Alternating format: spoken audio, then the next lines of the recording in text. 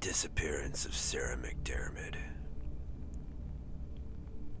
Sarah MacDiarmid was a 23-year-old Scottish-Australian woman who disappeared from Tanong railway station in Melbourne, Australia on July 11th, 1990. She is presumed murdered, although no trace of her body has ever been found. Sarah, who emigrated with her family in 1987 from the Scottish Highlands to Australia, had been playing tennis after work with two friends in East Melbourne before walking to Richmond Station, where they found they had just missed the Frankston Line train. They caught a train to Caulfield, then changed to a Frankston service. MacDiarmid's friends disembarked this train at Bun Beach, while she remained, continuing on to Tanong Station where her vehicle was parked. She was last seen getting off the train and heading for a poorly lit parking lot at approximately 10:20 p.m. Police suspected that Sarah had been assaulted based on the bloodstains found behind her red 1978 Honda Civic abandoned in the station parking lot and drag marks leading into the bushes. A cigarette lighter belonging to Sarah was discovered on the ground, but no trace of her was ever found. Later, witnesses said Sarah got off the train and crossed the footbridge to the parking lot, where some people heard a woman shouted, "Give me back my keys." An extensive 21-day air, sea, and land search involving more than 250 police produced no results. In May 2006, an inquest held by coroner Ian West found Sarah had met her death as a result of foul play, but the exact circumstances were unknown. An initial state government reward of $50,000 was increased after an additional $75,000 was offered by an anonymous benefactor. That was increased to $1 million in 2004 and remains current. In 2011, convicted serial killer Paul Denyer was interviewed by police and denied any involvement in Sarah's disappearance. Denyer stated to police he was sick of being accused of murder and later wrote to them, thanking them for informing the public of him not being involved in the matter. In May 2014, News Corp Australia claimed police investigators considered convicted serial killer Bandali Debs to be a suspect in the case. Fairfax Media quoted a senior police source who said, "It was common practice for homicide investigators to examine links between unsolved murders and known offenders." In 2010, marking the 20th anniversary of Sarah's disappearance, her family and friends visited Tanong railway station to leave wreaths at a memorial established there. Her family also announced they had created a website, Not Alone, which was designed to help other families who find themselves in a position similar to them. Police used the anniversary to issue a new call for information on the case, with Victoria Police Assistant Commissioner Danielle Maloney stating, "You do not close the books on these sorts of crimes.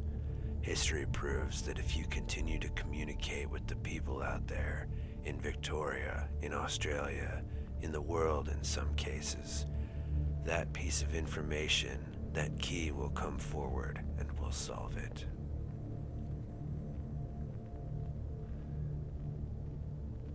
The disappearance of Father Eugene Herbert. Eugene John Herbert was an American-born Jesuit missionary in Sri Lanka.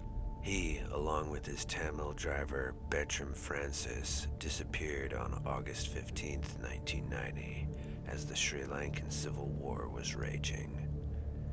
He went missing on his way to the eastern city of Batticaloa.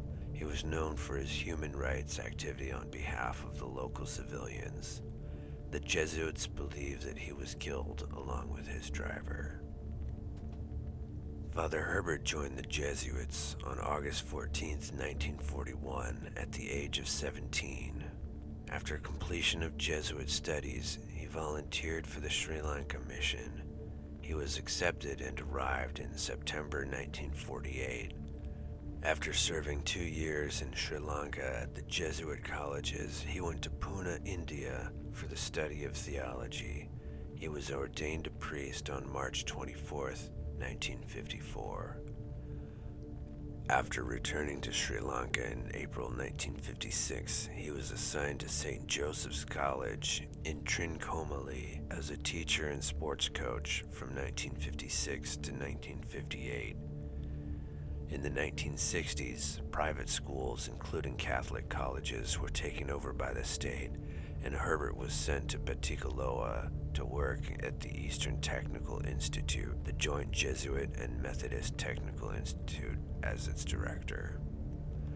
Herbert was a prominent member of the Batticaloa Peace Committee that has interceded on behalf of the many disappeared and missing people as part of the Sri Lankan Civil War with both the Sri Lankan government officials and the rebel Liberation Tigers of Tamil Eelam group. During mid-1990, there were a number of massacres and counter-massacres of civilians targeting both the minority Muslim and Tamil communities. Perpetrators were alleged to be the rebel LTTE, as well as the government soldiers belonging to various divisions. Following the massacre of a group of Muslims in the Kathankudi Mosque, the situation at the nearby ethnically mixed town of Valach Chennai became tense, with unruly Muslim mobs roving around, targeting Tamils. Most Tamils from Valach Chennai fled to refugee camps in the provincial capital of Batticaloa, leaving behind a group of Catholic sisters, some girls, and helpers trapped in a convent. The Bishop of Batticaloa sent Father Herbert on August 13th to Valach Chennai to assist the trapped sisters and others, as well as a security guarantee against an attack.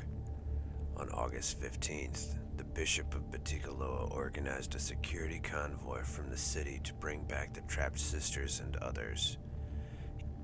He ordered Herbert to accompany the convoy on its way back from Valach Chennai to Batticaloa. Instead, Herbert informed the bishop that, as the situation was getting better, he would leave on his own via a circuitous route through the ethnically mixed town called Eravur to Batticaloa, as he had urgent matters to take care of at the institute where he was the director. Herbert, along with a Tamil boy, Bertram Francis, was last seen riding a red Vespa scooter towards Batticaloa via Eravur. The Sri Lankan government believes that Herbert was killed by the rebel LTTE, who were active around the Eravur area at the time of his disappearance. An Amnesty International report dated 1990 urged the Sri Lankan government to continue the investigation into the disappearance of Eugene Herbert. It noted that the investigation by the local military authorities was inconclusive. Local Jesuits, such as Harry Miller, believe that a mob of civilians may have waylaid and killed Herbert and Bertram Francis and destroyed any evidence of the crime. The Jesuit organization believes that he is definitely dead due to foul play. The disappearance of Christina McKechnie. Christina Licorice McKechnie was a Scottish musician. She was a singer and songwriter in the Incredible String Band between 1968 and 1972. Her whereabouts have been publicly unknown since 1987, when she was last seen hitchhiking across the Arizona desert.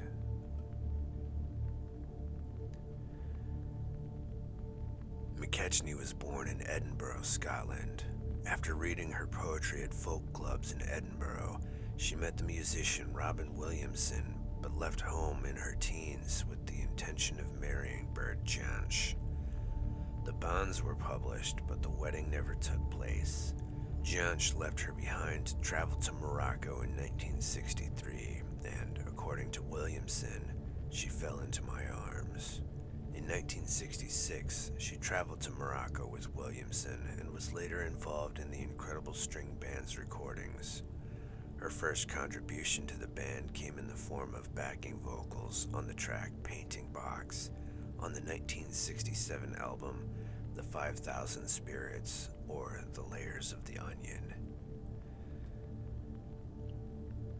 By 1968, she was regarded as a fully fledged member of the band, usually as a backing singer and percussionist, and she performed with them at the Woodstock Festival in August 1969. By 1972, she had left the band after her relationship with Williamson ended. In 1974, McKechnie appeared on stage at a Church of Scientology concert in East Grinstead with Mike Garson, Woody Woodmansey, Leonard Hallowell, and others before moving to California and joining the Silver Moon Band. She married the musician Brian Lambert. They later divorced. She appeared with Williamson and his merry band in 1977 before joining Woody Woodmansey's band U-Boat. She visited Edinburgh in 1986 to see her family, but her whereabouts have been unknown since 1990 when, according to her sister, she was in Sacramento, California, apparently recovering from surgery. The music journalist Mark Ellen wrote in Mojo magazine in 2000 that she was last seen in 1987 hitchhiking across the Arizona desert. Not even her family has heard from her since. Fellow former Incredible String Band member Rose Simpson was quoted as saying, "There's a possibility she may be dead." The disappearance of Michael Dunahee. Michael Wayne Dunahee is a Canadian missing child who disappeared from a playground at Blanchard Park Elementary School in Victoria, British Columbia on March 24, 1991, and has not been seen since. Michael was last seen that day around 12:30 p.m. at the playground as his mother, Crystal Dunahee, was participating in a women's football practice where his father was a spectator.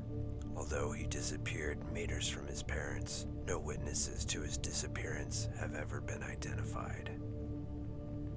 Michael's disappearance became one of the largest police investigations in Canadian history, and to this day, over 11,000 tips have been received by the police. The case was a major story for many years and was reported across Canada and the United States. However, despite a large number of tips and a $100,000 reward, the police still do not have any solid leads in the case. On March 24, 1991, Michael and his family went to the Blanchard Elementary School for his mother Crystal's flag football practice. Michael was wearing a blue hooded jacket, a Teenage Mutant Ninja Turtles t-shirt, rugby pants, and blue sneakers that day. The family arrived at the school around 12:30 p.m., and when they got there, Michael asked his mom if he could go to the playground, which was near the field where the football practice was taking place. Despite having a gut feeling that something wasn't quite right, Crystal allowed him to walk to the playground by himself, but told him that once he got there, he had to stay there and wait for Daddy to come. However, when Michael's dad, Bruce, came to the playground, Michael was not there. Around 50 people began to look for Michael, and his parents immediately notified the police. At the time, the investigation regarding Michael's disappearance became one of the largest in Canadian history and still remains one of the largest today. Since Michael disappeared so quickly from a public place, the police quickly classified his case as an abduction rather than a missing child case, and all the detectives from the Victoria Police Department were called in to solve the case. Hundreds of tips began coming in every hour from across British Columbia and North America, and during that time had to be written on carbon paper and sorted out manually. The police believed that if they had current technologies such as video surveillance, DNA techniques, and a computer system to sort out tips, the case might have been solved. Victoria detectives investigated known sex offenders and interviewed anyone who had been in the area around the time of Michael's disappearance, but were unable to find much information except a witness report that a man in his late 40s or early 50s with a brown van was near the playground. A month after Michael's disappearance, the police staged a reenactment of his disappearance at Blanchard Elementary using a brown van, but were unable to produce any new leads. In 2006, reports of a young man who physically resembled Michael and was living in the interior of British Columbia since 1990 breathed new life into the case. However, the man was confirmed by DNA testing not to be Michael. In early 2009, police in Milwaukee, Wisconsin found a missing person poster of Michael at the home of Vernon Seitz, 62, who confessed to his psychiatrist that he murdered a child in 1959 when he was 12 and knew of another child killing. Seitz was later found dead by Milwaukee police, apparently from natural causes. In 2011, with the 20th anniversary of Michael's disappearance approaching, the police were notified of a man living in Chase, British Columbia, who looked like Michael, but DNA testing later confirmed that he was not Michael. In 2013, a man with the username Canuckles posted on the message boards of the Vancouver Canucks official website claiming that the police were coming for a DNA test. They requested a blood sample from a man in Surrey, British Columbia, who they believed could possibly be Michael. However, on September 9th, the Victoria Police Department stated that the Surrey man was not Michael after DNA testing was done. As of 2021, Michael's case remains open, with both the police and Michael's family remaining hopeful for an ultimate resolution. In 2021, the Victoria Police Department released an age-enhanced sketch of Michael and launched an online tip portal, with Police Constable Cam McIntyre stating that over 10,000 tips have been received since 1991. Many Victoria residents recalled the day of Michael's disappearance as a loss of innocence for the city, as the fact that the child had been abducted in their community came as a shock. Fears and concerns about child abduction quickly began to rise among parents, kids, and schools in the months after the disappearance. Crystal became an advocate for missing children's issues in British Columbia and has served as the president of Child Find British Columbia. In 2002, she lent her voice to support the Royal Canadian Mounted Police in calls to introduce an Amber Alert system in the province, as she believed that her son would have been found if such a program had existed in 1991. The system has since been implemented in most regions of Canada. The community of Esquimalt, part of the Greater Victoria metropolitan area, holds an annual charity event called the Michael Dunahee Keep the Hope Alive Fund Run to raise money for Child Find. This event is organized by Michael's sister, Caitlin. The disappearance of Tanong Po-arn. Tanong Po-arn was a Thai labor union leader who disappeared following the 1991 Thai coup d'etat by National Peacekeeping Council against the elected government. Tanong Po-arn was president of the Labor Congress of Thailand. He played an important role in negotiating with the government to secure the creation of a comprehensive national social security system. He was also a Thai senator and the vice president of the International Confederation of Free Trade Unions, Asia Pacific Regional Organization. On the 23rd of February 1991, the Military National Peacekeeping Council staged the 1991 Thai coup d'etat against the government, declared martial law, and abrogated the constitution. Soon after the coup, the NPKC abolished labor unions in state enterprises, leaving over 270,000 union members without trade union rights. Tanong was publicly critical of the NPKC. Tanong was scheduled to appear at the International Labor Organization annual meeting in Switzerland in June of 1991 to speak about the restrictions placed on Thai trade union activity. The NPKC denied Tanong permission to attend the conference. Tanong reported that he was followed everywhere and received numerous anonymous death threats. He told his family, "If for 3 days I don't contact you, that means I have been arrested. If it's more than 7 days, that means I have already died." On June 19, 1991, Tanong's empty car was found near his office in Ratbarana District, Bangkok. After his disappearance, his family feared for his health, as Tanong, age 55, was an insulin-dependent diabetic who did not have his medication with him when he was last seen.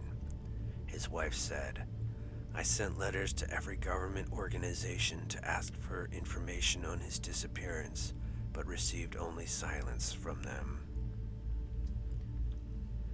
2 committees were established to investigate Tanong Po-arn's whereabouts, one in the Ministry of the Interior in 1992 and the other in Parliament. Reports of these investigations have never been made public.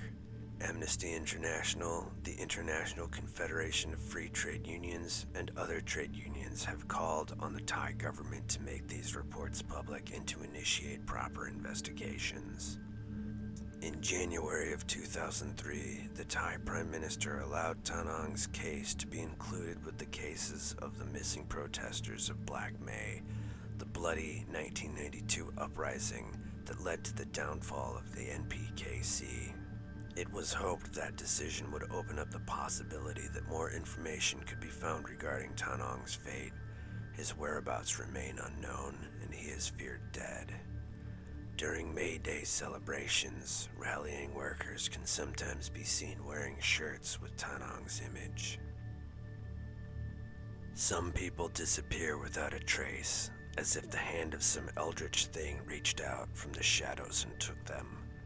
Some, no doubt, met a terrible end at the hands of their fellow man. Others still came by their fate by their own hand. Whatever the case, if you have any knowledge of the fate of any of the aforementioned cases, reach out to the relevant authorities so that the families of the missing might find some closure. Like and subscribe if you've enjoyed this narration. Expedition Mystery, signing off.